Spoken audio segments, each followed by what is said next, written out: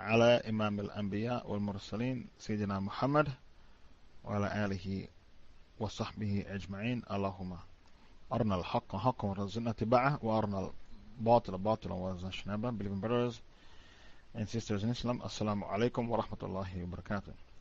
And those of you who are here, please send invites to those on your pals list, because it's a new topic, the topic of Zakah, the fiqh and the merits of Zakah, and we haven't covered this topic before. It's ironical, the brother who asked me to produce a topic on Zakah, he's not here today, even though he was the one who asked me to do something on Zakah. He's not present here today. And many times people ask me to do a topic and they themselves are not present in the dars when I finally prepare the topic. So why did you ask me to prepare the topic if you know that you won't be at the dars? The fiqh and the merits of Zakah. The Arabic word Zakah is taken from the root word Zakah, yuzakki. It has two meanings. The person taking notes, please be informed that Zakah has two meanings. It means yanmu, to grow. Yanmu, the first meaning of Zakah is yanmu, which is to grow. So when you pay Zakah, your wealth will increase. But the shaitan, he tries to convince you, don't pay Zakah, because if you pay Zakah, your wealth will be decreased. But this is the exact opposite, because Allah told you in Baqarah 276, the person who's bringing the hujjah, could have bring me the ayah. Allah said He curses riba, interest, and He makes zakah, has barakah. He puts barakah in the zakah, but He curses riba. So you and I, we are going to live to see the meltdown of capitalism. The same way you live to see the meltdown of communism, you're going to see the meltdown of capitalism. Why? Because Allah told you in the Quran, يَمْحَقُ اللَّهُ الرِّبَى وَيُرْبِي الصَّدَقَاتِ. Allah curses riba. Baqarah 276. So if Allah is telling you in Baqarah 276 that He put a curse on riba and He puts barakah in the charity, in the zakah, this means the same way you and I live to see the meltdown of communism, you're going to see the meltdown of capitalism, because capitalism is based upon riba, interest. The Rasul said, when you eat interest, when you devour interest, when you charge one another interest, you are like the man who is having sex with his mother inside the Kaaba. In another hadith, on the walls of the Kaaba. You are like the man who is having sex with his mother inside the Kaaba or on the wall of the Kaaba. So how can Allah give success to something like this, a system like this? Riba, in which they take money from the pockets of the poor and they put it in the pockets of the rich. That is riba. They take money from the pockets of the poor and they put it in the pockets of the rich in the name of riba, interest. Our religion is a religion of rahmah, mercy. Allah said, وَمَا أَرْسَلْنَاكَ إِلَّا رَحْمَةً لِلْعَالَمِينَ. We did not send you, Muhammad, except for you to be a rahmah, a mercy for mankind. So, since our religion, I'm quoting to you from Surah 21, 107. Surah 21, 107. وَمَا أَرْسَلْنَاكَ إِلَّا رَحْمَةً لِلْعَالَمِينَ. We did not send you, Muhammad, except for you to be a rahmah, a mercy for mankind. So, because Muhammad, he and his religion, Islam, is a mercy for mankind, what do? We take money from the pockets of the rich and we put it in the pockets of the poor in the name of zakah. We do the exact opposite. So the very first meaning of zakah is yanmu, to grow. So your wealth increases when you pay zakah. And the shaitan wants you to stop paying zakah, thinking that when you give money to poor people, you yourself will one day become poor. That's what the shaitan uses, his waswasa, for you to give up this important principle of Islam, which is a pillar of one of the 5 pillars of Islam. The second meaning for zakah is yuzakki, to purify. So when you pay zakah, you purify your wealth and you purify your heart from hypocrisy. you found the hadith, riba consists of 73 kinds of evil, and the least is of them is like having sex with one's own mother. Okay, shukran. The hadith stops at the mother. I learned from the lips of the Shaykh Abdul Hamid Kishk on a CD that it's like having sex with your mother in the belly inside of the Kaaba. But the hadith you brought me, it stopped at mother. It didn't mention the word Kaaba. But anyway, I will accept your hadith. And when you hear me say I learned this hadith from the lips of a Shaykh and that hadith from a Shaykh, you think that all the hadiths I learned is what it was in university. No, that's not the case. I learned many hadiths from DVDs and CDs and books, not just university, from other Shaykhs. Shaykhs like Abdul Hamid Kishk of Egypt. I learned many hadiths of him. One day a friend said, I realized, Shaykh, you like to listen to Kishk. I said, yes, but he said he has a habit of quoting weak hadith. Somebody warned me in London. I realized you have a loving for Shaykh Abdul Hamid Kishk of Egypt. He said, yes, I like that Shaykh. He said, but don't forget, sometimes he quotes weak hadith and he doesn't tell you that the hadith is weak when he quotes the hadith. Anyway, I still love that Shaykh a lot, Abdul Hamid Kishk. Yes, so the second meaning of zakah is to purify. You purify your wealth and you purify your heart from hypocrisy by paying the zakah. Zakah is one of the 5 pillars of Islam, and the scholars of Islam agree unanimously among themselves. Anyone who refuses to pay the zakah, he has become a kafir. And the evidence is Tawbah 11.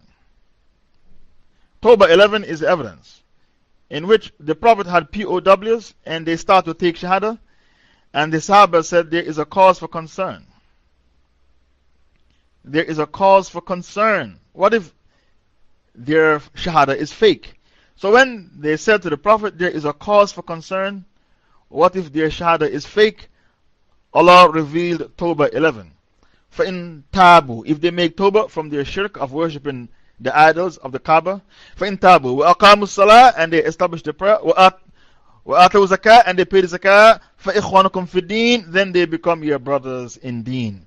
So this ayah tells you that for you to be accepted as our brothers in deen, you the revert who is coming to Islam, you want us to accept you as our brother in deen. Allah said, you the revert, you need to fulfill the following 3 conditions. You have to make Tawbah from your Christianity or your Buddhism or your Hinduism or your Judaism or your Sikhism. You have to make Tawbah from where you're coming from. Then you have to perform the 5-day prayers and pay the zakah. If you fulfill these 3 conditions, which was outlined by Allah in Tawbah 11, then you are accepted inside the fold of Islam as our brothers in deen. Now, when you pay your zakah, you are supposed to give it to people who are sensible. You're not allowed to give zakah to a madman or a child. If you pay zakah to a madman or a child, it's not classified as zakah. Because Allah said in Surah Nisa, verse 5, you are not allowed to give money to people who are fools. Surah 4, verse 5. You were told by Allah Ta'ala, not to put money in the hands of fools. Please bring me the ayah, Surah Nisa, verse 5. So Allah Ta'ala said, وَلَا تُؤْتُوا السُّفَهَاءَ أَمْوَالَكُمْ الَّتِي جَعَلَ اللَّهُ لَكُمْ قِيَامًا. And give not to the foolish your property which Allah has made a means of support for you. So, the scholars use this ayah to say that you are not allowed to put money. You put zakah money in the hand of a child. So, if you have zakah to give to a child, you give it to the guardian of the child, an adult who is sensible. How can I put money in the hand of a child? A child is not mature enough to spend the money wisely. And you're not allowed to give zakah to a madman Or even if he's not a madman, but he has some learning difficulties. He's not a full-blown madman. He's not in the madhouse. Don't get me wrong. He's not in the madhouse. But it's just that this person is a fool. He's such a fool, he needs a guardian to watch over him. So, based upon this ayah, the scholars say you're not allowed to put money, zakah money, in such a person's hand. Zakah has to be given to a person who is wise. Now, this ayah also entails those who are drug addicts. A man is a cocaine addict, heroin addict. How can you give him your zakah money? Did you earn money to give it to drug addicts? A person who's on drugs? So this ayah covers those who are on drugs. Every penny he gets, every red cent he gets, he uses it to buy drugs. You are not allowed to give him your zakah. He is not entitled for zakah because he has an evil habit. Also, a person with another addiction. Casino. Every red cent he has, he goes to the casino. Every penny he has, he goes to the casino and gambles. And he can't give up the casino. You're not supposed to give this person your zakah. If you want to help him, you have to buy him food, not cash in hand. So, not every Tom, Dick, and Harry deserves to have cash in hand. People with serious addictions, drugs, and gambling, you are not allowed to give them cash in hand. Give them food. Let him go and take the rice and the sugar to the casino and gamble that. I want to see you take rice to the casino to gamble, and flour and sugar. Who's going to accept that? Can you go to the casino to bet with your flour, sugar, rice, your wheat? So, people with these serious addictions, they blow every penny. Don't give them zakah in the form of cash. You are only destroying them. You give them zakah in the form of food. Because of the general meaning of the ayah, Surah Nisa, verse 4, don't give people who are fools your hard earned cash. This ayah covers a child and a person who is a fool because of learning difficulties, and he is frivolous, impulsive. People with spending habits that are frivolous, impulsive, shopaholics. Some women are like that. Some women, when they are sad, they comfort eat and they become obese. Some women, when they are sad and bored at home, they go shopping and they buy things which they don't want, which they don't need, and they blow their husband's money. They buy things they don't need and they go and they blow their husband's money because they were bored at home. These people, you are not allowed to give your money to them. Shopaholics and drug addicts, gambling people who are gambling, they have a gambling addiction. Because when you give them cash in hand, you are only wasting your money. So don't think it's every Tom, Dick, and Harry who deserve to have cash in hand. Surah Nisa, verse 5 is our evidence that not every Tom, Dick, and Harry you can put cash in their hands. They will only blow the cash and destroy themselves. There is a punishment for not paying the zakah. The Rasul read Baqarah 34. Baqarah 34, sorry, not Baqarah 34, I beg your pardon, Tawbah 34. Surah 9, verse 34. The Rasul read Surah 9, verse 34 and gave the tafsir of the ayah for his Sahabas. وَالَّذِينَ يَكْنِزُونَ الذَّهَبَ. It's a long ayah, I only want the part that is relevant to my speech. And those who hoard up gold and silver. وَالَّذِينَ يَكْنِزُونَ الذَّهَبَ وَالْفِضَّةَ وَلَا يُنْفِقُونَهَا فِي سَبِيلِ اللَّهِ فَبَشِّرْهُمْ بِعَذَابٍ أَلِيمٍ. And those who hoard up gold and silver, the kanz, the money, the zakah of which has not been paid, and spend them not in the way of Allah, announce to them a painful torment. The Rasul said that your wealth will become snakes entangled around your necks, biting you when you enter the grave, in some hadith, on the day of judgment. And the wealth will speak to you, I am your wealth you didn't pay the zakah on. Please bring me the hadith which is found in Bukhari. Those who were made wealthy by Allah and they didn't pay the zakah. of their wealth will become snakes entangled around their necks on the day of judgment, or inside the grave, biting them, speaking to them. And these snakes have two black spots on their heads, speaking to them, saying, I am your wealth you didn't pay the zakah on. I am your wealth in which you did not pay the zakah on.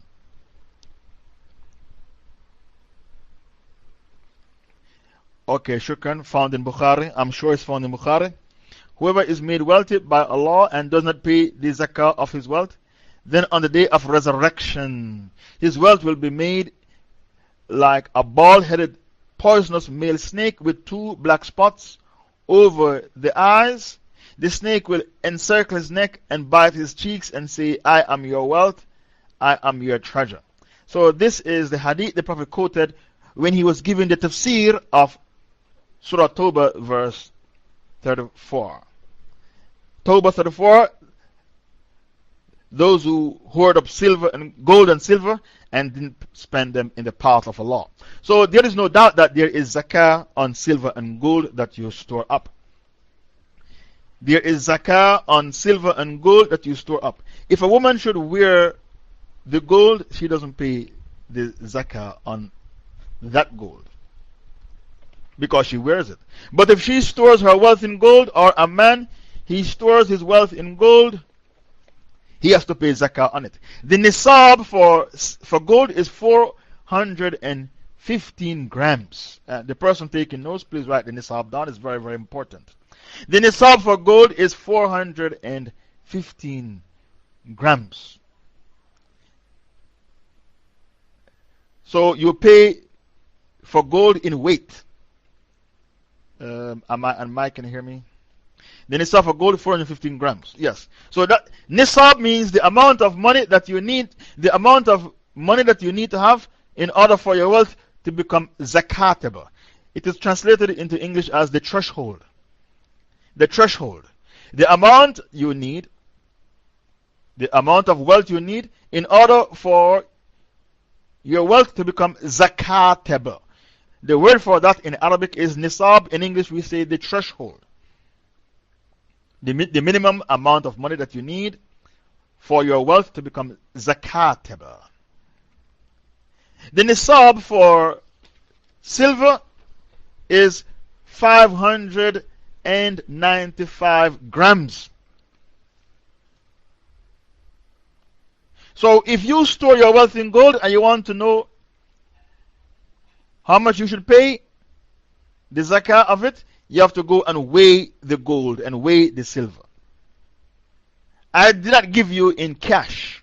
I prefer to give you in grams. Because by giving you in cash might complicate the situation. So it's easy. You weigh your gold. If it is more than 415 grams, you have to pay zakah on that gold. You weigh your silver. If your silver is more than 595 grams, then you pay 2.5% of that. This is how you pay zakah. Now, who are those who are supposed to pay the zakah? So, the person taking notes, the next chapter is who should pay zakah?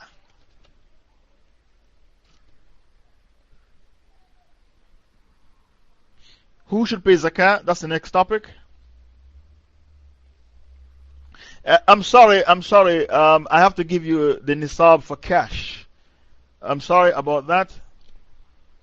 The nisab for cash is 3,000 pounds or 5,000 US dollars. So if you have 3,000 pounds, you have to pay zakah. You are considered rich. If you have 5,000 US dollars, you are considered rich, you pay zakah. Sorry, the person taking notes, sorry, I have to give you I've given you the nisab for silver, I've given you the nisab for gold. What about the cash? The nisab for cash is 3,000 pounds or 5,000 US dollars. If you have less than 3,000 pounds in your savings, you are a poor person and you don't pay zakah. 5,000 US dollars. If you have 5,000 US dollars or more, you are considered a rich person and you pay 2.5% of that. So, take for example, you want to pay 2.5%. If you want to calculate how much you pay in zakah, calculate for me, any mathematicians in the room, what is 2.5% of 5,000 US dollars? And please give the answer to the admins ASAP. 2.5% of 5,000 US dollars. That is the nisab. If you have less than that amount, you are considered to be a poor person, therefore you don't pay zakah. Now we have a lot of questions to answer in regards to zakah. Did you calculate how much is 2.5% of 5,000 US dollars? Please send the answer to the admin. The Rasul Sallallahu Alaihi Wasallam said one of the signs of the last days is that zakah will stop. Zakah will be a burden on the people. They won't see zakah as a pillar of Islam anymore. It will be considered a burden on the people. Somebody calculated it, okay, 2.5% of 5,000 US dollars is $120.50. So if you have 5,000 US dollars in your savings and you want to pay zakah on it, you have to pay $120 US dollars 50 cents. Now, the nisab is 3,000 pounds if you have cash savings. Now, how much is 2.5% of 3,000 pounds? I want you to make that calculation as well, because in the UK, the nisab is 3,000 pounds. So, how much is 2.5% of 3,000 pounds? That is a mathematician in the room, 8016. Okay, shukran. 3,000 pounds, how much is 2.5% of that? I think it is 75 pounds. I think it's 75 pounds. 75 pounds. Okay. Yes, so if you have 3,000 pounds, I will tell you how to calculate your zakah easily. Every 1,000 pounds, you pay 25 pounds. Listen to how you calculate. I'm giving you the easy way to calculate your zakah. From every 1,000 pounds, you pay.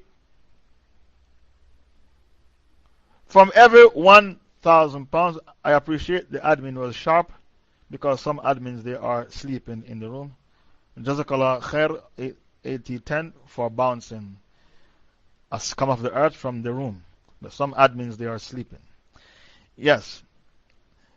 Some admins, I've never seen them bounce anybody in my life. I wonder why. Okay. I will tell you how to calculate your zakah easily. From every 1,000 pounds, you pay 25 pounds.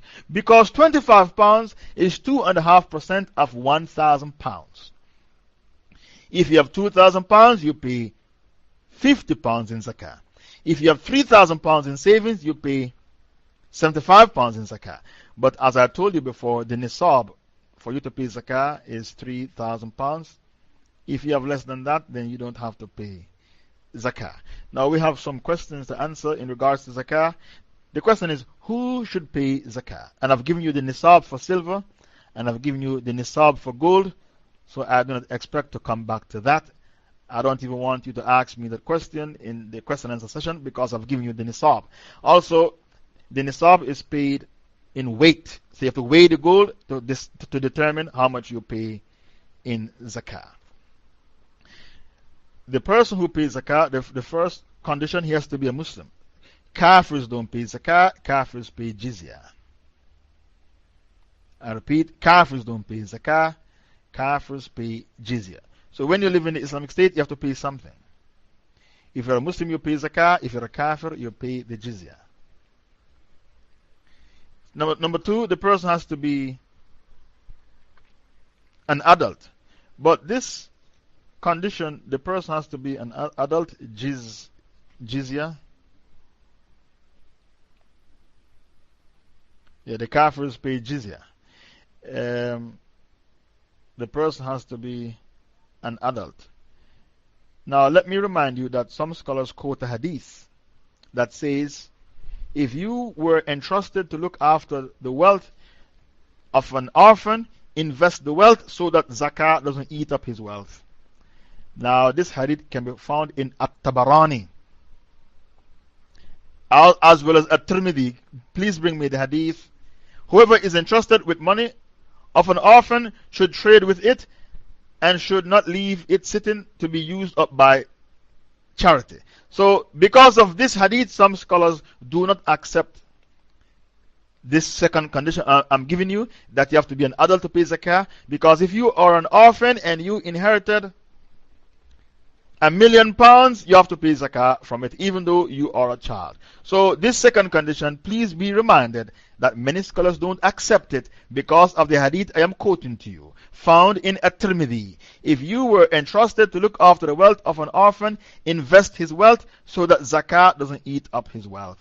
Could you please bring me the hadith? Please? The hadith is found in At-Tirmidhi and it is also found in At-Tabarani.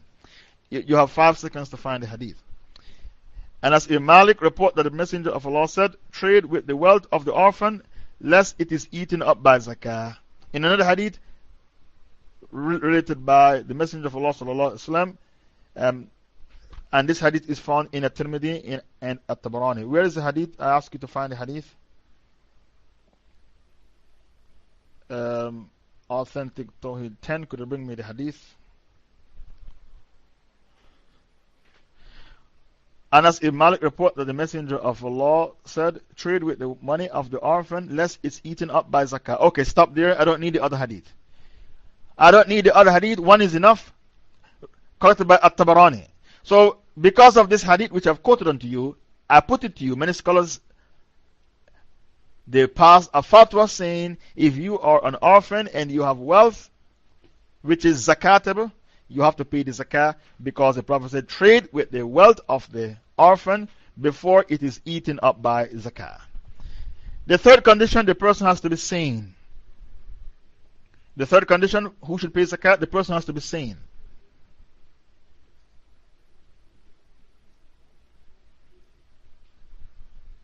The fourth condition, the person has to be free and not a slave. Number 5, the person has to be the owner of the goods. So if you are put in charge of somebody's goods, the person has to be sane. Number 4, the person has to be free, not a slave. Number 5, the person has to be the owner of the goods. So if you were put in charge of goods, if you were put in charge of the goods, you are not allowed to pay zakah from it because you are not the owner.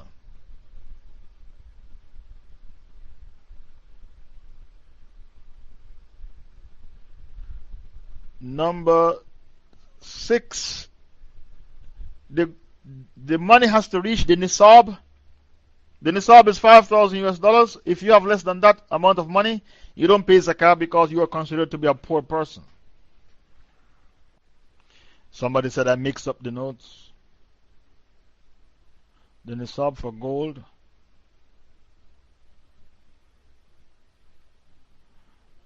The nisab for gold. For silver is 595 grams of silver. The nisab for silver is 595 grams. The nisab for gold is, sorry, the nisab for gold is 85 grams. Yeah, sorry, shukran. The nisab for gold is 85 grams.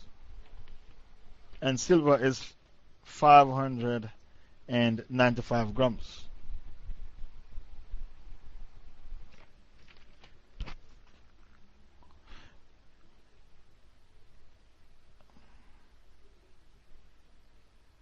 The nisab for gold is 85 grams and silver is 595 grams. Yes, shukran. That was pointed out to me by an admin. The nisab for gold is 85 grams and silver 595 grams. That was pointed out to me by Authentic Tawheed 10. Okay, shukran. So, the nisab for gold 85 grams and for silver is 595 grams. 595 grams. That is for silver.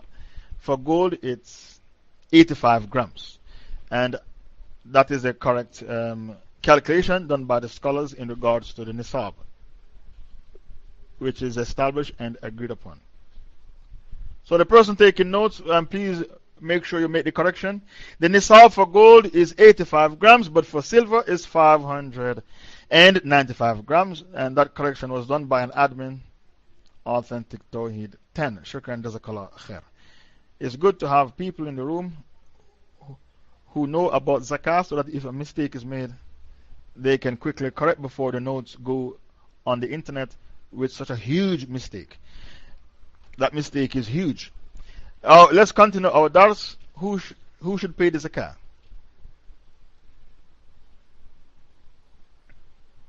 The person who pays the zakah should be solvent. The money has to be reached in nisab. Less than that, you do not pay zakah. I've already told you the nisab, the cash nisab. I've told you the nisab in gold, in silver, and cash. The person who is paying the zakah, number 7, has to be solvent. He can't be bankrupt. Solvent means the opposite of bankrupt.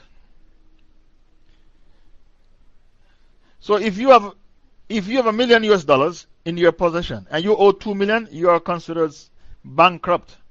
You can't be bankrupt, you have to be solvent.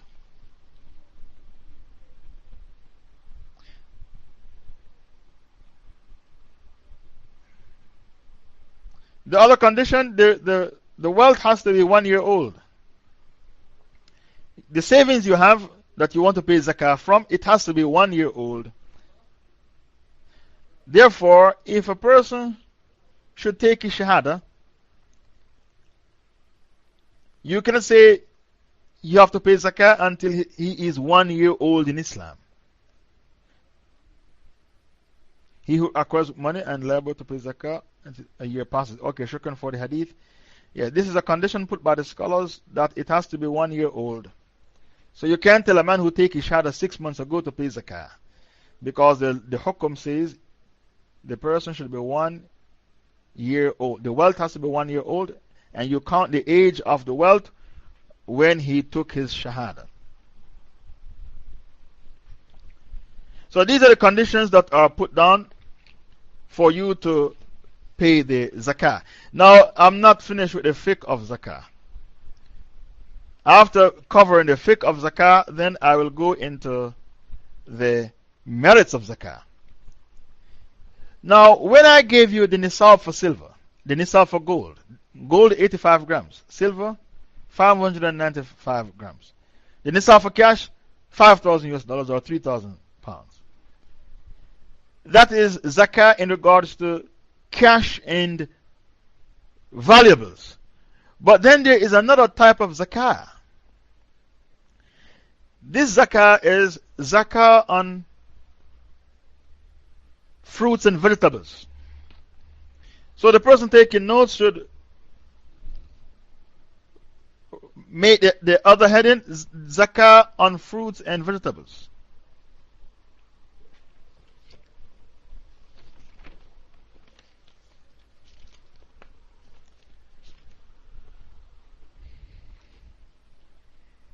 Allah told you in the Quran that this zakah, you pay it the day you reap the crop, because you cannot put away fruits and vegetables for 1 year. How can you put away these stock which is perishable for 1 year? So Allah said in Surah 6, 141, you pay the zakah the day you reap, the day you harvest the crop. Bring me the ayah. It's a long ayah, so I only want that part of the ayah that I am talking about. So quote the ayah from where it says, eat of what Allah has provided for you and follow. No. That's not the ayah. Eat of their fruits when they are ripened, but pay the due thereof. 141. Eat of their fruit when they ripened, but pay the due thereof. Eat of the fruit when they are ripened, but pay the due thereof. Now, all the scholars who give the tafsir of this ayah said this ayah is talking about zakah. Zakah on fruits and vegetables. And there is no difference of opinion among the scholars in regards to the ayah. And the person who translated the verse, if you should realize carefully, he put in brackets Zakah. Zakah. Now, the person who translated the ayah, it appears as if he had some knowledge of fiqh because he put 1/10 or 1/20. What does he mean? There are two types of crops that grow in the field. The one which was irrigated by Allah, the rain irrigated it. The other one, it was irrigated by man. Man transported the water to the field and irrigated. So, the person who translated the ayah, look what he did. He was making it easy for you. If it was irrigated by Allah, Allah irrigated it with the rain, you pay 1/10 of the proceeds. When you reap the crop, when you harvest the crop, you pay 1/10 of it as zakah. But if it was irrigated by man, manually irrigated, then you pay 1/20 as zakah. So if it was irrigated by Allah, you pay more. If it was irrigated by man, it was manually irrigated, then you pay less. So the person who translated this ayah, I think the person got it from the Noble Quran. I suspect it came from the Noble Quran. He was making it easy for you to understand the ayah. First of all, he put the word zakah in brackets. Pay the due when you harvest the crop. Allah is talking about zakah. Zakah and fruits and vegetables. That you pay the zakah the day you harvest the crop. Then the person who translated the verse, make it the verse easy for you. Even easier for you. Because what did he do? He said 1/10 and or 1/20. If it was irrigated by Allah, you pay 1/10 of the proceeds. If it was irrigated by a man had to transport the water to the field to irrigate it, then you pay 1/20.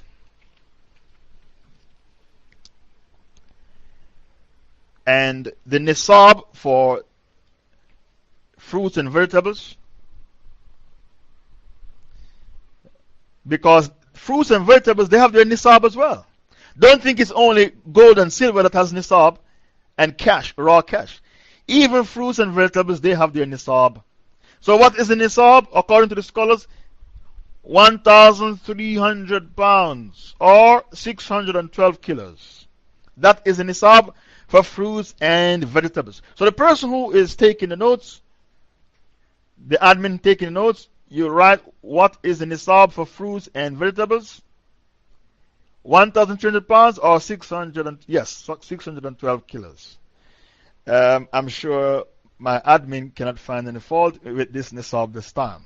Or if the admin wants to be specific, authentic Tawheed 10. I'm sure you cannot find any fault with this nisab this time.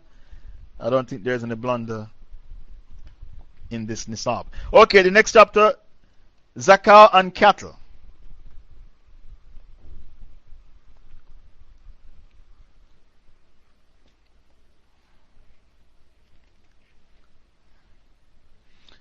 I round it off to 1,300 pounds. You want to give it 1,356. You want to give it the exact figure, 1,356 pounds.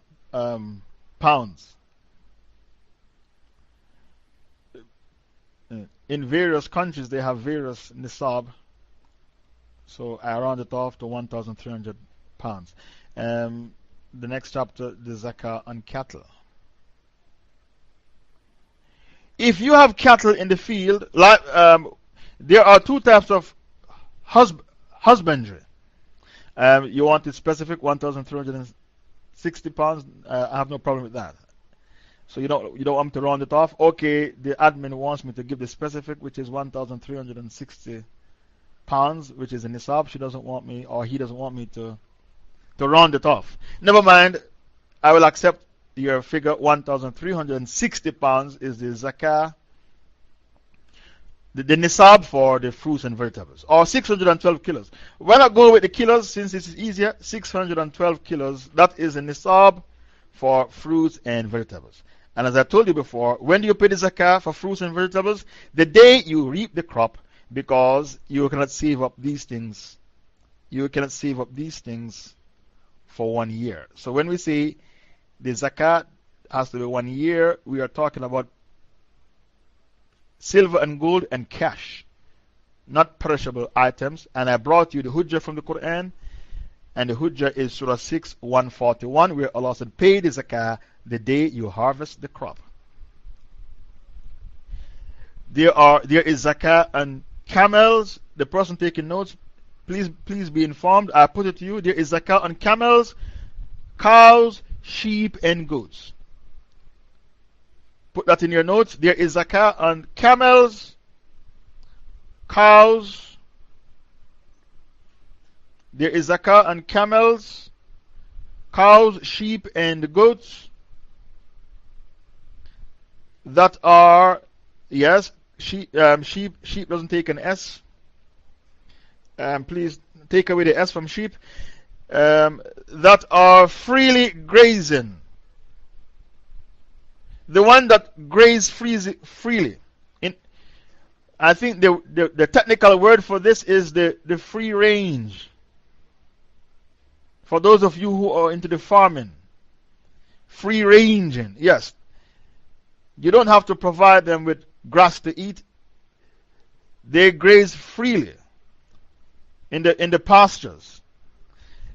The zakah for camel is 5 camels. The nisab for camel is 5 camels.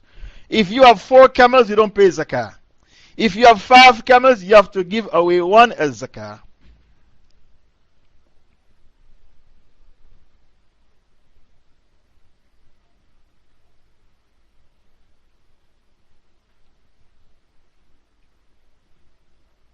The nisab for camel is 5 camels.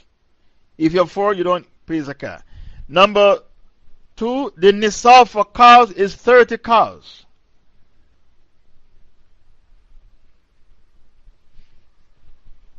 So, camel is more expensive than cows.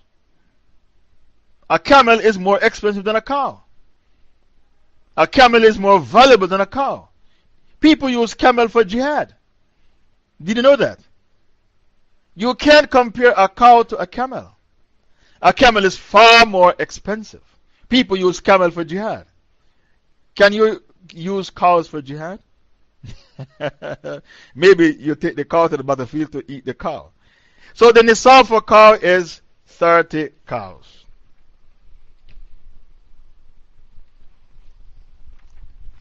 The nisab for sheep and goats is 30. I'm sorry, 40. The nisab for sheep and goat is 40.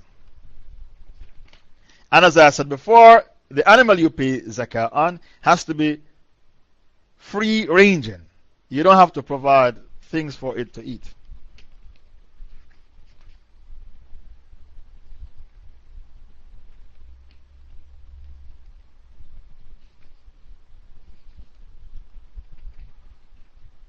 The next chapter, who should receive zakah?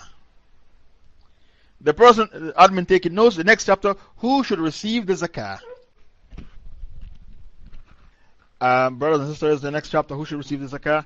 Let me remind you that Allah told you who should receive the zakah in Surah Tawbah, verse 60. Allah has made it easy for you to know who to give the zakah to by revealing who should receive zakah in Tawbah, Surah 9, verse 60. There is a nisab for honey.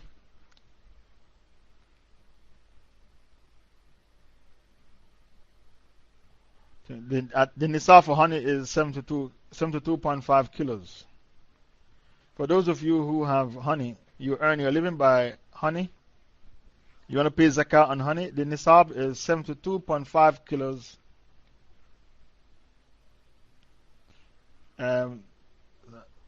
Sorry, admin, the nisab for honey, 72.5 kilos is the nisab for honey. Okay, you found the ayah. Allah made it easy for you to know who to receive the zakah. Add to previous notes, points, the nisab on honey is 72.5 kilos. Okay, shukran. So when you doctor the notes, please remember the nisab for honey. The the first person to receive zakah is the poor and the needy. These are individuals and those under their care to live on. By the poor and the needy is meant the people whose income or salaries or whatever material goods they have fall short of the cost of living in a given environment and economy. Yes, the poor and the needy, they receive zakah, meaning they don't have enough money to get by. They struggle to pay their bills. They can't even pay bills. They are so poor they can't pay their bills. They receive zakah. They can't find money to buy food. They have a gas bill they can't pay. They can't pay their electricity bill. They are struggling to keep their head above the water. They receive zakah. The poor and the needy should be given what will suffice them and their families for 1 full year. The needy who want to get married and have no means should be given enough for this purpose. So, a person who is needy and he wants to get married, he should be given zakah to get married. Because the needy man, he has sexual needs as well. It's not just the rich man who has needs, even the poor man has needs. So, you should use zakah money to help him to get married. Another person who is classified as poor and needy, the person who is a student. A student is poor. Students don't have no money. So students deserve the zakah because they are poor. And some of them, they borrow student loan. Now, sometimes you ask me the question, am I supposed to pay back the student loan? I don't think you understand how the Dajjal works. When they lend you the student loan, as soon as you get a job, they start to subtract the student loan from your job automatically. So I don't know how you come to Pal Talk to ask me, if I borrow student loan, do I have to pay it back? When you start to work, they take the money out of your salary automatically. You think that Dajjal is going to allow you to borrow his money and don't pay him back? Is that what you're thinking? That Dajjal is going to allow you to borrow his money and don't pay him back? They pull the money out of your salary automatically to pay back the student loan. And these finance companies are owned by Jews. How are they going to allow you to borrow their money and don't pay them back? So students should get zakah because a student is poor.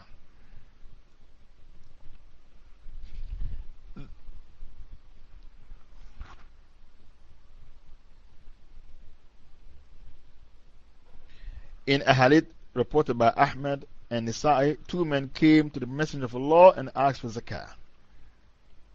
Listen to this hadith collected by Ahmad ibn Hanbal. 2 men came to the Messenger of Allah and asked for zakah. He looked at them closely and found them strong and able. He said, "If you want, I will give you, but you should know that the wealthy or an able-bodied person who can work has no share in zakah." So the 2 men approached the Prophet and asked for zakah. The Prophet said, "I can give it to you, the zakah, but you should know that those who are healthy and can work, they have no share in zakah." This hadith can be found in Ahmad ibn Hanbal, the Musnad.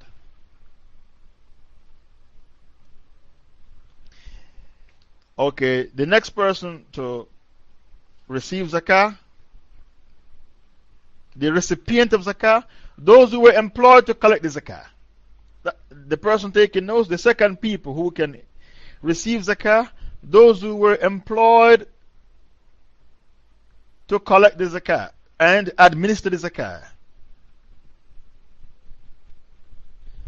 Therefore, assigning people for collecting bookkeeping, making lists of people entitled for zakah, and a financial calendar.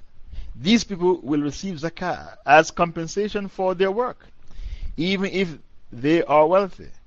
This does not include a person who works as an agent for 1 or 2 wealthy people to take zakah for himself.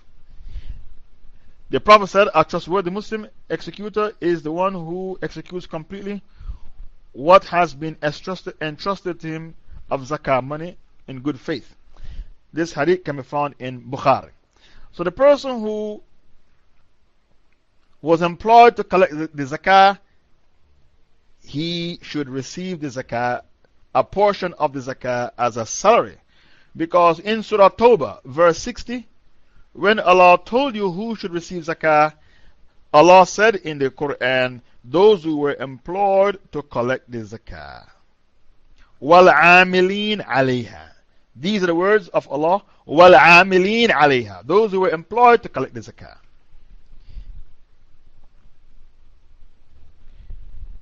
The third category of people, the new converts to Islam. Number 3, the new converts to Islam. Or maybe you should use the word the new reverts to Islam, whose hearts we want to harmonize into the fold of Islam, to make them see the beauty of Islam. Either because their faith is weak or we are afraid of their being harmed. They should receive the zakah to make their iman become strong, because Islam is divided into two, ibadah and mu'amala. I repeat, Islam is divided into two equal halves. And those employed to collect the funds, Tawbah, yes. Islam is divided into two equal halves, ibadah and mu'amala. Ibadah is how you treat Allah, your relationship with Allah. Mu'amala is how you treat your brothers and sisters. So by you giving them the zakah, the new reverts, you allow them to see the beauty of Islam. So Allah spoke about this in the Quran as well. Allah called it وَالْمُؤَلَّفَ قُلُوبُهُمْ.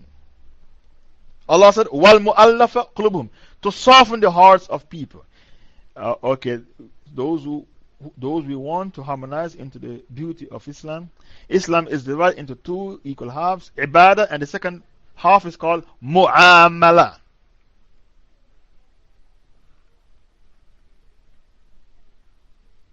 Mu'amala, spell it the way I spell it, mu'amala. Mu'amala is how you treat people, your dealings with people. That is mu'amala, yes, and the first is called ibadah. So these are the things. These are the two branches of Islam. This is how we treat people, yes, mu'amala and ibadah. Now, who else should receive zakah? The person who is in captivity. So, the bonds person who has contracted with his master to buy himself out. The person who is in captivity. So, a prisoner, the kuffar, the Gora, if you pay money, he will release prisoners. So, a person in captivity, yes. That is number 3. Is that number 3 or number 4? Oh, sorry, number 4, sorry, yes. Okay, according to my notes, the needy, the poor and needy, those who were employed to collect it, the zakah. Number 3, the new converts, and number 4, the person in captivity. Yes, your note is correct. Yes, according to my notes, that's number 4. The Gora will release Muslim prisoners because they worship money. So the person who is in captivity is the Muslim prisoners. So you're allowed to use zakah to free Muslim prisoners, because these are the 8 people who are entitled to receive the zakah. Allah said in the Quran to free the captives. If you have doubts about the fiqh I am teaching you, go and read Surah Tawbah verse 60. Because Allah Ta'ala said to free the captives. Surah Tawbah verse 60. I hope you don't have doubts about the fiqh you are learning, because Allah said you can use the zakah money to free the captives, the Muslim prisoners. Okay, shukran, authentic 25. It's good you bring the hujjah, just in case people think Shaykh Faisal is making up his own Islam, because he's preaching we can use zakah money to free Muslim prisoners. Allah said in Surah October, verse 60, you can use the money to free the captives. Number 5, those who are in debt. You can use zakah money to remove a worldly grief from a person. So, those who are in debt, you are allowed to use zakah money to take them out of debt.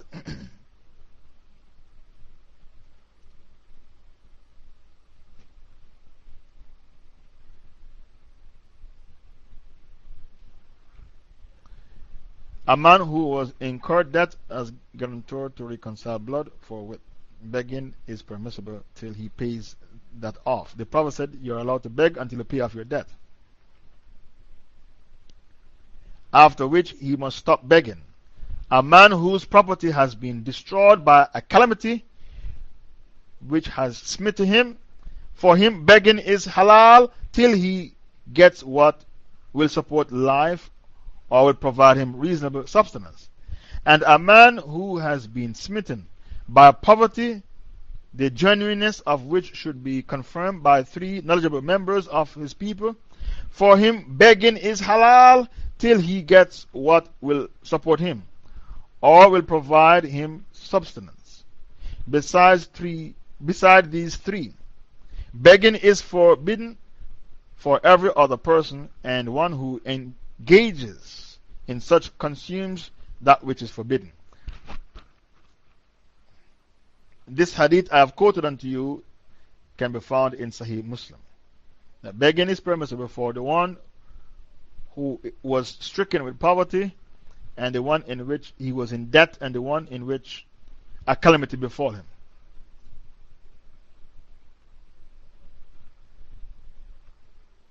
The other person who zakah is permissible for, those who are working in the path of Allah. Fi sabilillah in this ayah means the mujahideen, begging is permissible till he gets what will support him. Okay, the other person who is entitled to zakah, the mujahideen. They need to buy food and drink, and they need to buy weapons to kill the kuffar. They are running out of bullets and they need money. They are fighting to liberate land and man.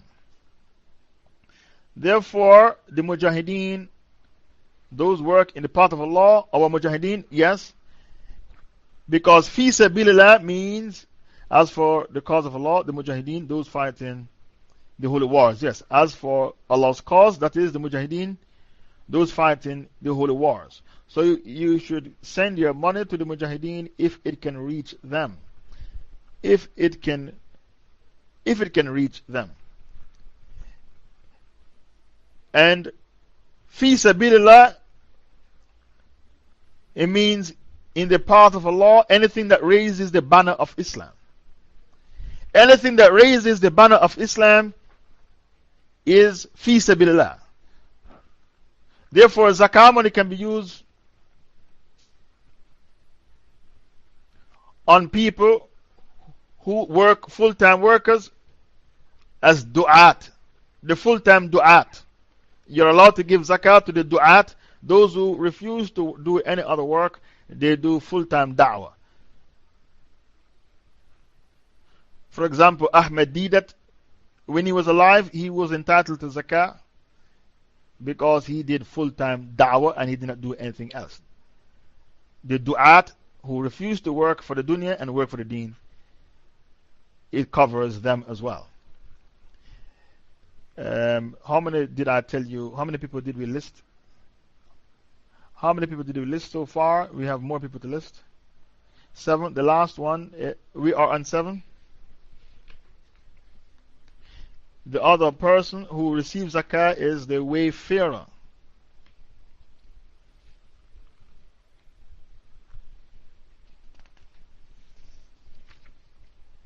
The wayfarer receives zakah.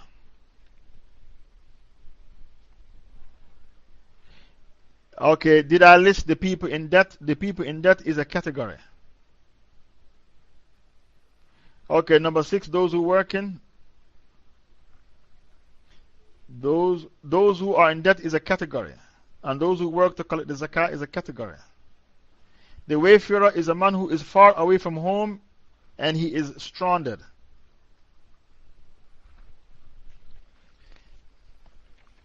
The person is stranded away from home. He receives zakah. The reason why we find 8 people is because the poor and the needy, the faqir and the miskin, that's 2 categories. That's why we end up with 8. The faqir is one category, the poor and the miskin, the needy, is another category. That's why we said the 8 recipients of the zakah.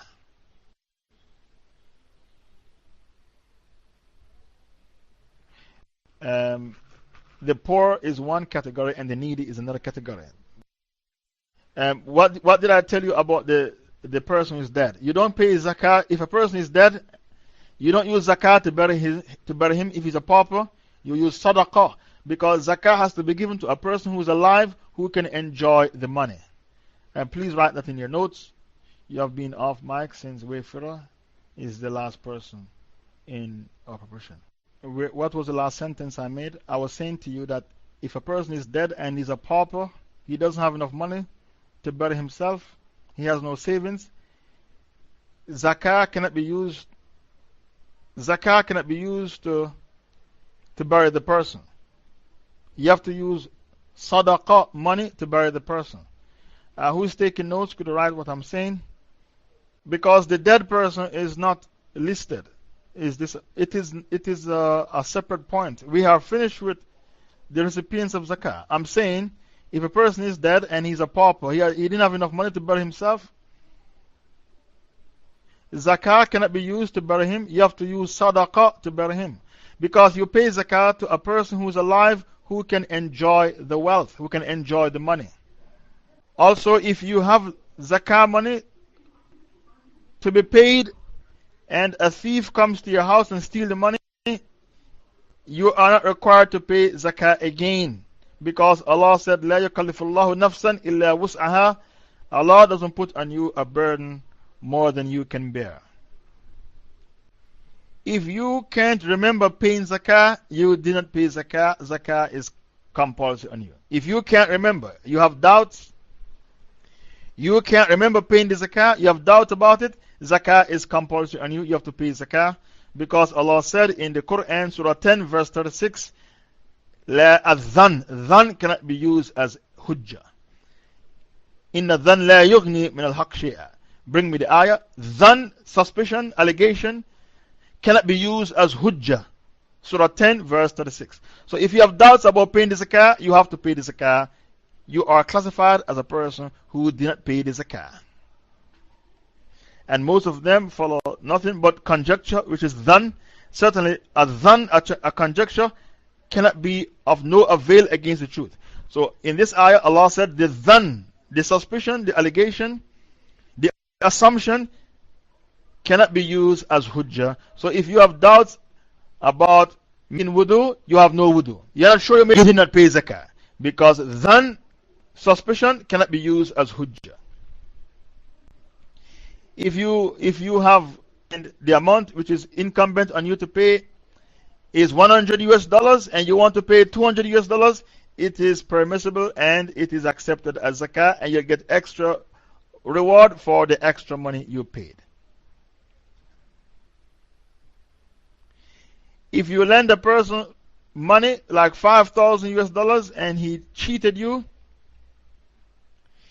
and he promised to pay you back and he ripped you off because he's a crook, you don't have to pay zakah from that $5,000 because you were ripped off. It's your money, but you were ripped off. The crook didn't pay you back. You don't have to pay zakah on that money because it's not in your hand.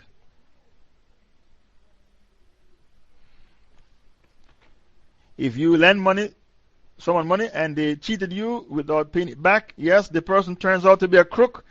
You don't have to pay zakah on that money because it's not in your hand. You were ripped off by a crook. So you do not pay zakah on that money because Allah said, لَا يُكَلِّفُ اللَّهُ نَفْسًا إِلَّا وُسْعَهَا. Allah doesn't put on you a burden more than you can bear. When you give zakah to a poor person, all which is required is for you to make intention of paying the zakah. But to say to the poor person, I'm giving you this $1,000 and it is zakah, it's not a requirement, because the scholars of Islam say some poor people are proud and they will refuse the money if they find out it is zakah. So it's better for you to say, I'm giving you a gift. The word zakah doesn't have to be used, because all which it takes is for you to make your niyyah, your intention inside your heart. But to mention the word zakah when you are giving the poor person is not a requirement. Some poor people will refuse the money because some people are proud even though they are poor, and you will hurt their pride that they are receiving zakah.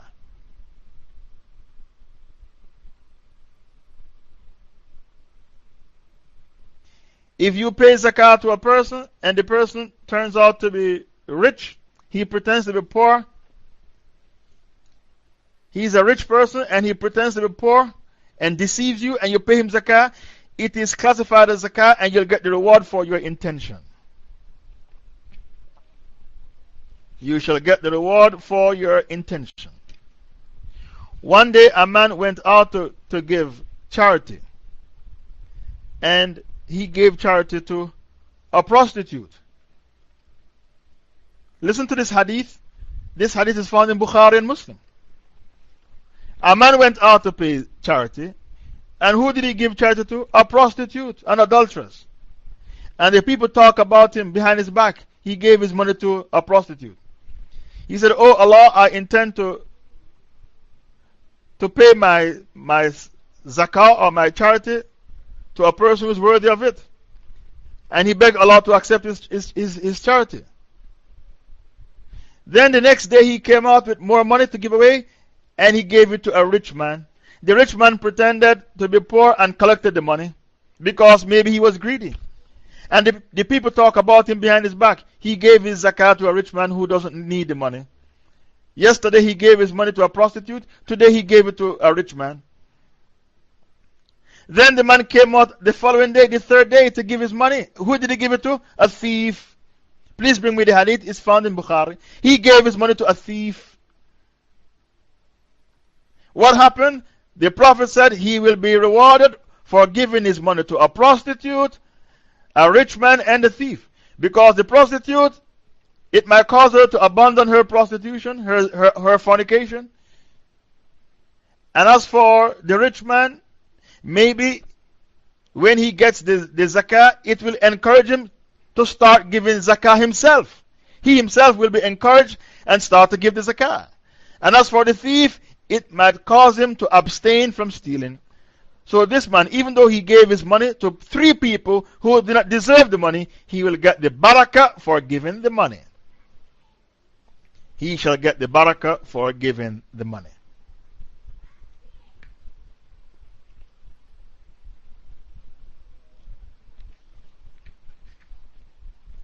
Okay, I hope I'm not exhausting you. The last chapter, I've given you the fiqh of zakah.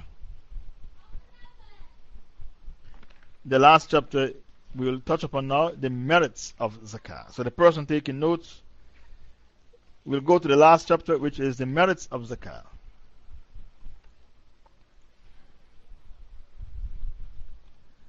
Zakah has many merits.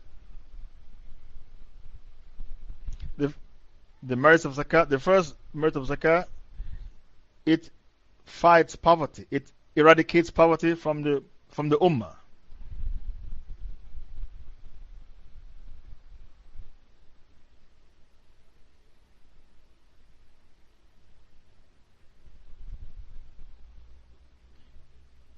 It eradicates poverty from the ummah because, and poverty has a lot of negativities that comes along with it.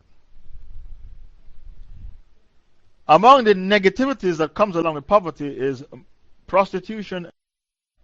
What did I tell you? It eradicates poverty from the society, and poverty comes with its baggage.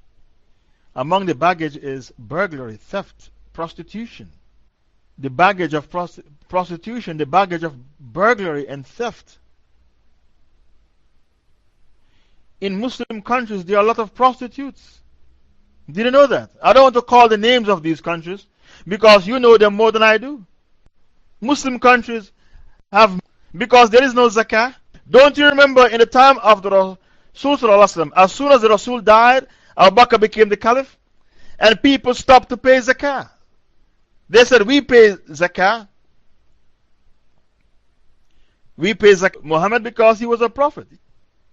You are no prophet, you are going to pay Zakah. As far as we are concerned, the Zakah is lifted. Abu Bakr made takfir on them and fought them and killed them. And buried them in the graveyards of the kuffar. And took their women folks as concubines. So if you don't have a strong caliph to implement the Zakah system, who is going to pay Zakah? You tell me. People love their money, they're not going to pay Zakah. If you don't pay Zakah, your Salah is not accepted. That is something you need to know. How can you establish Salah, which is to give Allah His rights, but you don't pay Zakah, which is to give your Muslim brother his rights? Allah's right over you is Salah. Your Muslim brother right over you is the Zakah. If you don't pay your Zakah, your Salah is not accepted. You can come into Islam and implement Salah, but not Zakah. You pick and choose from Islam what you want to practice. 83 times Allah said in the Quran, وَأَقِيمُوا الصَّلَاةَ وَآتُوا الزَّكَاةَ. Establish the prayer and pay the Zakah. So this is the first merit of the Zakah. Number 2, it purifies your wealth and it purifies your heart from hypocrisy and greed. To pay the Zakah purifies your wealth and purifies your heart from hypocrisy and greed. Zakki. Allah's right over you is Salah, and our brother's right over us is Zakah. Okay. But Allah curses riba and He gives an increase to what? To the Zakah. Baqarah 276. Zakah, it causes your wealth to grow. Now, sometimes you see a man is a businessman and his business got burnt down. And he lost millions. Do you know why his business got burnt down? He didn't pay the Zakah. A businessman, he sells cars, he sells clothes. I've seen this in different countries. A man is a businessman and his car showroom got burnt up and he lost millions because he didn't pay Zakah. So when you see people, they lose millions, you need to ask yourself why. Why their wealth went up in smoke? They lost millions. Somebody burned their business down because they did not pay the Zakah.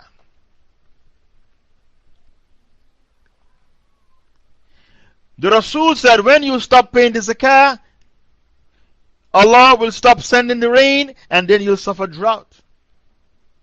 Please bring me the hadith.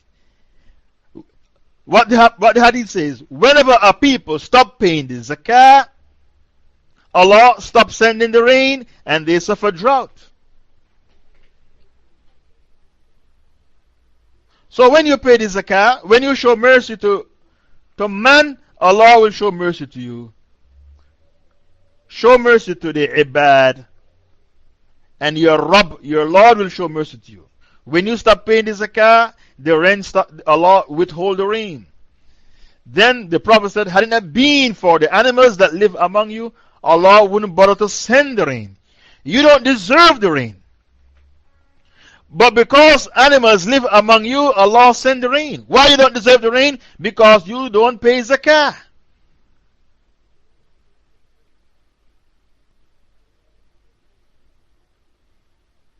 Had it not been for animals, Allah wouldn't even send us rain. Why you don't deserve the rain? Because you don't pay the Zakah. Number 4, it fights greed and avarice. Zakah fights greed and avarice.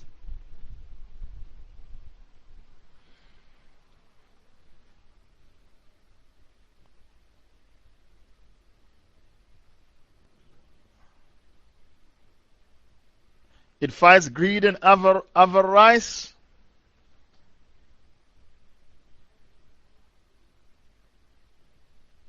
It's your natural instinct to love your money.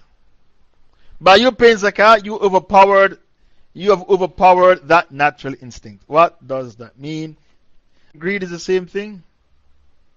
avarice, natural instinct to love your money. Now, one day, Abu Jahl was riding on his horse and he saw Abu Bakr feeding poor people. He said, Abu Bakr, why do you feed poor people? If it was Allah's will, they would have found food. Don't you think if it was Allah's will, they would have found food? Abu Bakr said, yes. So he said, why are you feeding them? You shouldn't feed them. Who said that? Abu Jahl. So Abu Bakr said, Allah tests some people with wealth and others He tests with poverty. So those who have money should help their brothers who are poor. Abu Jahl said, your religion is weird. I will never embrace Islam. If I embrace Islam, I will have to give my money to poor people. I will never embrace Islam. So when he said that, Allah revealed Surah Yasin 47.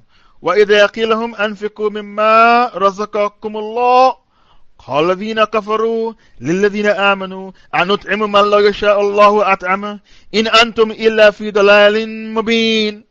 Surah Yasin 47. Allah revealed this ayah for Abu Bakr.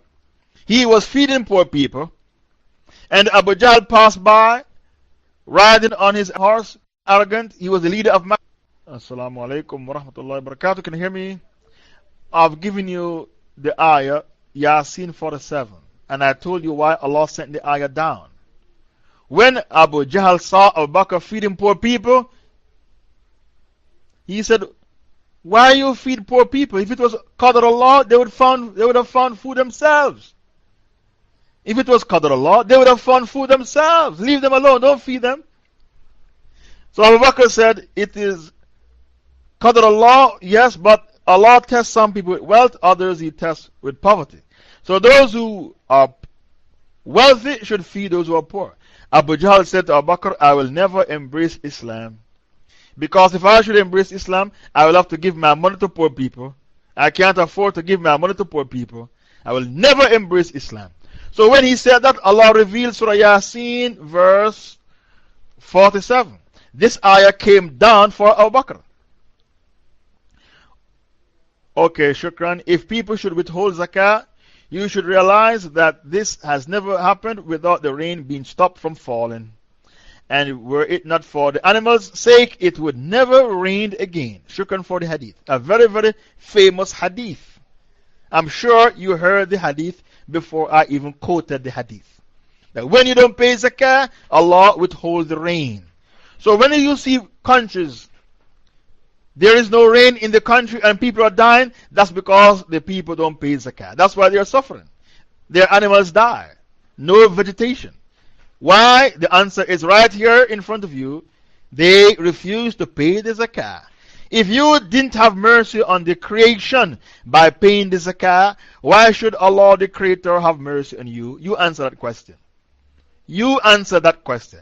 You have no mercy in your heart for the creation. You didn't pay zakah. So why should the Creator have mercy on you and send you the rain? So the fourth merit of zakah, it fights greed and avarice. Number 5, it proves your iman. It proves that you are a believer. You say, oh Allah, I've read it in the Quran.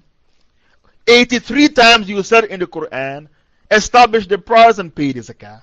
وَأَقِيمُوا الصَّلَاةَ وَآتُوا الزَّكَاةَ. 83 times. So why should I pray and don't pay zakah? Allah mentioned them side by side in the Quran 83 times. Do one and leave off the other. So zakah proves your iman. And be clear on those who didn't pay zakah, fought them and killed them and buried them in the graveyard of the kuffar. And this war is called Hurub al-Ridda, war against the apostates. And in the Shura meeting, Omar didn't want to fight them, claiming that they recite the Shahada. Abu Bakr grabbed Omar and shook him and called him a wimp. What did he say? A Jabbarun fil Jahiliyyah, Khawarun fil Islam. When you were in Jahiliyyah, you were strong. Now that you are in Islam, you are a wimp. He called him a Khawar, a wimp. Omar said, who's going to help you to fight them? Abu Bakr said, I'll fight them by myself, and if they deny me a piece of rope that they used to pay to the Prophet, I shall fight them until I retrieve that piece of rope. Omar said, nothing happened on that day except that Allah opened the heart of Abu Bakr to see the truth. Some cows give a bucket of milk and then they kick it over. Some people recite the Shahada and then they nullify the Shahada. The cow, some who, the 6 merit of Zakah, it helps the Mujahideen.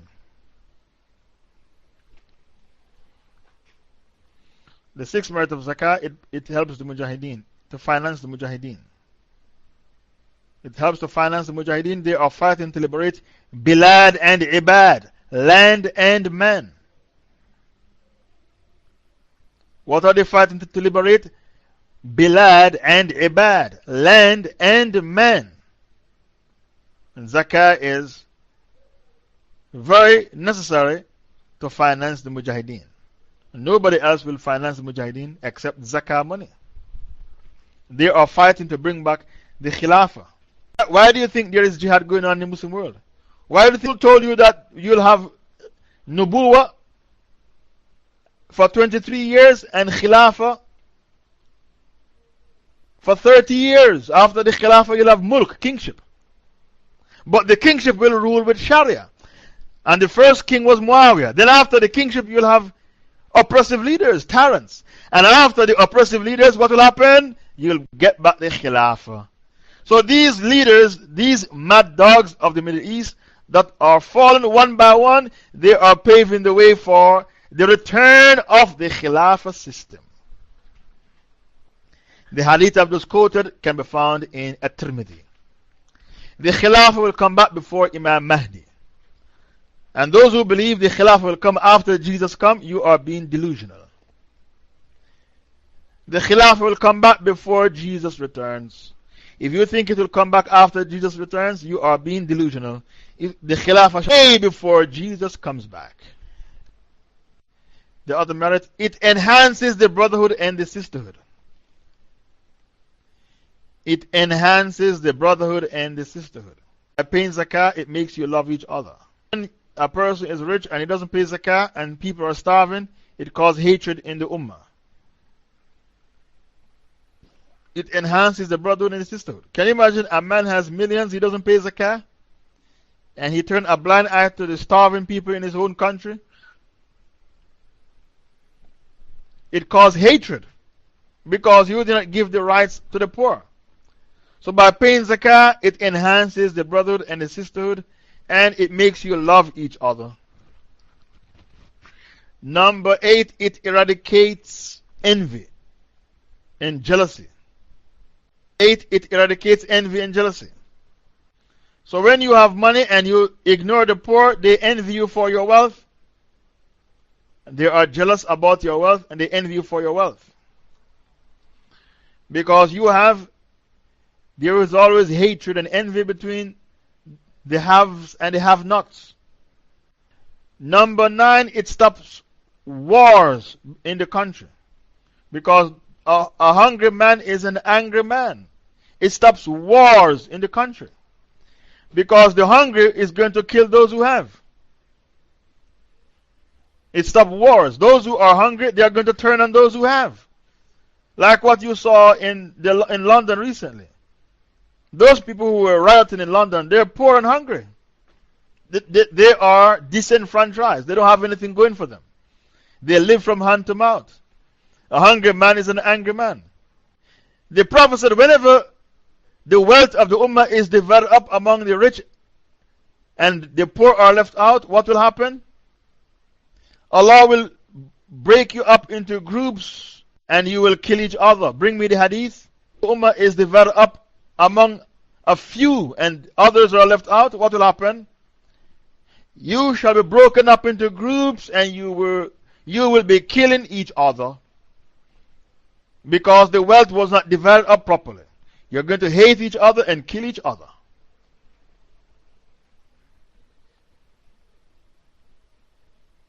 Some being broken up into groups. Whenever you distribute the wealth of the Ummah and exclude the poor, you'll be broken up into groups and you'll kill each other. I said, the Prophet said, whenever the wealth of the Ummah is divided up among some people, but not others, you shall be broken up into groups and splinter groups, and you will be killing each other because the wealth was not divided up properly. I said to you, whenever the wealth of the Ummah is divided up among a few and you leave out the other people, you shall be broken up into groups and splinter groups, and you will be killing each other. That's the point. It's a hadith. Please bring me the hadith. Whenever you don't pay the zakah, the rain will not come. Whenever the wealth of the Ummah is divided up among some people with the exclusion of others, you shall be broken up into groups and splinter groups, and you'll be killing each other. A very famous hadith. Bring me the hadith if you can find it. Whenever the wealth of the Ummah is divided up among others, some people, and others are left out, you shall be broken up into groups and splinter groups, and you'll be killing each other. Hatred between the haves and the have-nots. There is hatred and envy and jealousy between the haves and the have-nots. Okay, where is the hadith I'm quoting? Okay, the next point about zakah. Zakah eradicates crime from the society. Zakah eradicates crime from the society because when you uproot poverty, you eradicate crime. Where is the hadith that says whenever you divide the wealth of the Ummah among others and ignore others, you divide the wealth among some and ignore others, you will be broken up into groups and you'll be killing each other. Okay, the next point, nobody found the hadith. The next point is when you pay zakah, you receive the mercy of Allah. You receive Allah's blessings, His mercy, because then Allah will shower His mercy on you and the rain will come. So, countries in which there is a social network, a social system in which they look after the poor, they will have good rainfall. Countries where they ignore the poor, they'll have bad rainfall. So, when you pay the zakat, you receive Allah's mercy because the rain will come and you will become a rich country. I'm going to stop here for today. I'm taking 3 questions. I've exhausted you enough. This is our topic on zakah. I'm sorry the connection wasn't good today. I don't know why. I'm taking 3 questions. Please send your questions forward. The brother who asked me to prepare the speech on zakah is not even here today. So we have covered the nisab for cash, the nisab for gold, the nisab for silver. The nisab for gold, 85 grams, silver, 595 grams. The nisab for cash, 3,000 pounds or 5,000 US dollars. Also, we have covered the nisab for camels and cows, sheep, goats,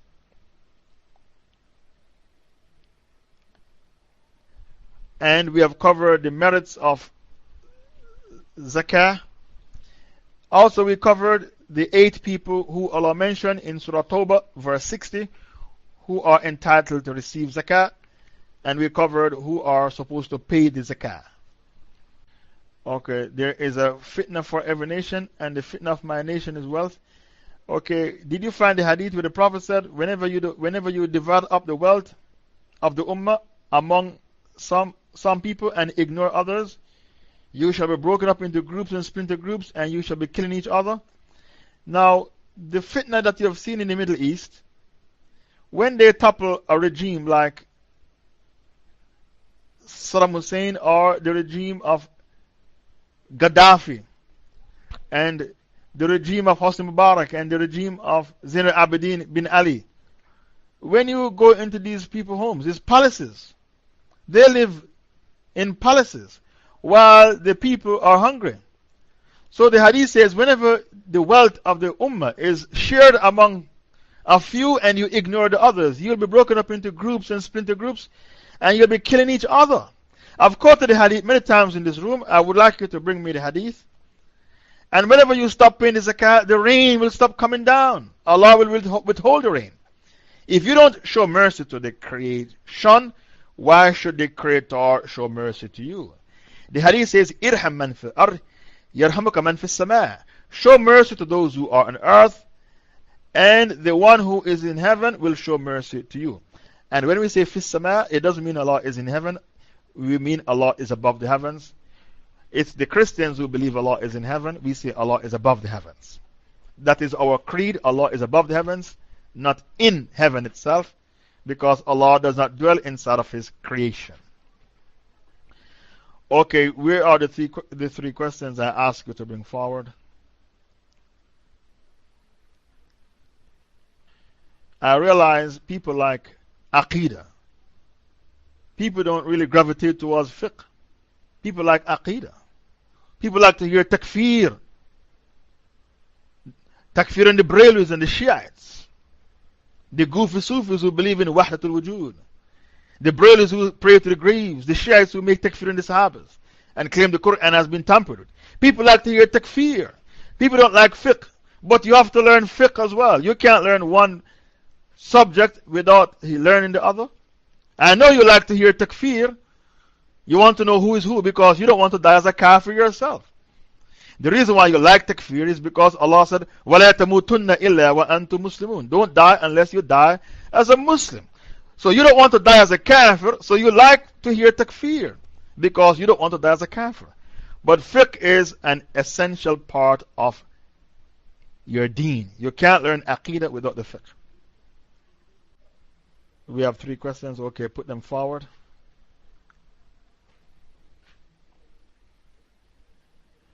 The Rasul said, one of the signs of the last days, people stop paying zakah. Zakah will be lifted. People see zakah as a burden. Allah unleash on them a burden. They will no longer see zakah as a pillar of the deen, like salah, or Ramadan, or Hajj. But they will see zakah as a burden, a punishment that Allah has unleashed against them. Subhanallah. If you don't have a caliph to collect the zakah, who's going to pay zakah? Who's going to pay zakah if you don't have a strong caliph to collect it? Because people are greedy. Al-Hakim Takathur. They want money. They want to pile up dunya. Al-Hakim Takathur. So if you don't have a strong caliph to collect the zakah, people won't pay the zakah. And this is a plight of the ummah today. No wonder we have thousands and millions of prostitutes all over the Muslim world. All because of poverty. Does practicing Sufism make one a deviant? And what about the scholars who say that it doesn't? Then you have to ask yourself the question, what type of Sufism? You have two types of Sufism. You have the mild Sufism, and you have the extreme Sufism. If you're going to practice the extreme Sufism like Ibn Arabi, who believed in Wahdatul Wujud, and the Tablighi Jama'ah, I don't know why they say Ibn Arabi Rahimahullah. Why do you say Rahimahullah? You, the Tablighi Jama'ah. Why do you put him on a pedestal? The man was a 5-star kafir. He introduced the aqidah of Wahdatul Wujud. A man can become so pious until he becomes Allah. Wahdatul Wujud is translated into English as union. The unification between Allah the Creator and man the creation. That man becomes Allah because he's so pious. And when he becomes Allah, he doesn't need to pray anymore because there is nobody for him to pray to. And when he becomes Allah, everything which is haram has now become halal. Subhanallah. A'udhu billah. And these Sufi masters, when they say everything which is haram has now become halal, some of them they sodomize small boys. I read it in Ibn Taymiyyah's essay on the jinn, translated by Bilal Phillips. Ibn Taymiyyah said they sodomize small boys, these Sufi masters. They make dhikr in Jama'ah. And they said, our Shaykh is present, even the Prophet Muhammad is present. One day, some goofy Sufis celebrated the Prophet's birthday in a village in Pakistan. And they decorated a chair and they said, Muhammad is in that chair, sitting down. He attended our hafla, our party, our gathering. Then they said the Prophet needs to go back to Medina, so you need to pay money to buy him a plane ticket. Everybody has to chip in to buy the Prophet a plane ticket to go back to Medina. And these people in the village in Pakistan, they donated the money. The man said, the Sufi master, this money is not enough. Because he is a prophet, we have to send him back first class. Because he is a prophet, we have to send him back first class. So they donated more money and he pushed the money in his pocket. Now, these people in the village, why did they say to the Sufi master, the Prophet did not need a plane to take him here, so why does he need a plane to go back to Medina? Why did they say that? Whenever a person is a goofy Sufi, everything the Sufi master tells him, he believes. And these Sufis, they say the Prophet came out of his grave in broad daylight and told me that I have to collect 100,000 pounds. If I don't, I'm going to die. And his followers run around to get the money for him. He might see you with a beautiful 16-year-old daughter and said the Prophet came out of his grave. He came out of his grave in broad daylight and told me, you should marry your daughter to me. Nobody else. And because the Shaykh said it, the Sufi Shaykh, it has to be true. Shaykh Nazim al-Haqqani of Cyprus. He said, I have the phone number of the Prophet Muhammad. I have the cell number, the mobile number of the Prophet Muhammad. I ring him up momentarily for my fatwas. And his followers believe him that he has the phone number of the Prophet Muhammad. He rings the Prophet up momentarily for his fatwas. Now, the way the Sufis love money, if he had the mobile number of the Prophet, he would sell it for £1 million each. £1 million a time. What phone is the Prophet using? Snake Nazim al Haqqani. What's the difference between a sheikh and a snake? A sheikh speaks the truth and a snake tells lies. And he lies on Allah and His Rasul. Is that clear? A sheikh speaks with hujjah and a snake speaks from his aql. He's a mu'tazila. That's the difference between a snake and a sheikh. One speaks with hujjah, the other speaks with no hujjah. One speaks the truth, the other he lies on Allah and His Rasul. So, your question, if you practice the mild form of Sufism, you are not a kafir. If you practice the extreme form of Sufism, to believe in Wahdatul Wujud, or to be like the Brahmins who pray to the graves, then you're a kafir. Because when you pray to the graves, you don't believe in the ayah, إِيَّاكَ نَعْبُدُ وَإِيَّاكَ نَسْتَعِينَ. By the way, Allah called the people who pray to the graves liars and kafirs in Surah Zumar, verse 3, Surah 39, verse 3. Allah said, you are nothing but a liar and a kafir. Okay, question number 2. Where is question number 2? Can the Muslims in Dar Harb give their zakah and sadaqah to the so-called Islamic aid organizations that are set up by the deviants and the kuffar after they have raided and closed down the genuine zakah organizations in Dar Harb? You are not allowed to pay zakah to any organization if they don't give the money to the mujahideen. If they give the money to the mujahideen, then you can give your zakah money to them. If they give their money to the mujahideen, you are not allowed to give your zakah to the Quran. Put in brackets the mujahideen. Fi sabilillah means the mujahideen. They need bullets, they need food, it's freezing on the battlefield, they need blankets. So you are only allowed to pay your zakah money to organizations that give. Some of them they don't, you are not allowed to give them your zakah. If you are not allowed to pray behind an imam who called the mujahideen terrorists and khawarij. It is haram for you to pray behind an imam who slandered the mujahideen and called them terrorists and khawarij. Salah behind such an imam is accepted. So the mujahideen, bottom of the hellfire, Surah Nisa 145. Inna al-munafiqeen fi dark al-asfali min al-nar. Shaykh, is it hard for every Muslim to know the basic about Dajjal and Isa such as he will return? You have to know about the Dajjal. It is Fardul Ain to know about the Dajjal and the signs of the Dajjal, because the Prophet said he is the biggest fitna. And every Prophet warned his people about him, but I will tell you about him something the other prophets did not tell you. He is blind in the right eye, and the other eye is like a floating grape. He is blind in the right eye. You have to know the signs of the Dajjal. He walks and dip. He is a Jew. He is a man. He can't impregnate women. No kids. No wonder the Dajjal, what do? They control to get rid of kids, because the Dajjal, you are Did I exhaust? Can you hear me? Did I exhaust all the questions? Does practicing Sufism make one a deviant, or what about the scholars who say it doesn't? I told you if it is a mild, if it is Muslim countries with a higher rate of prostitution. Poor Muslim countries with a higher rate of prostitution, yes. Didn't you names of the countries?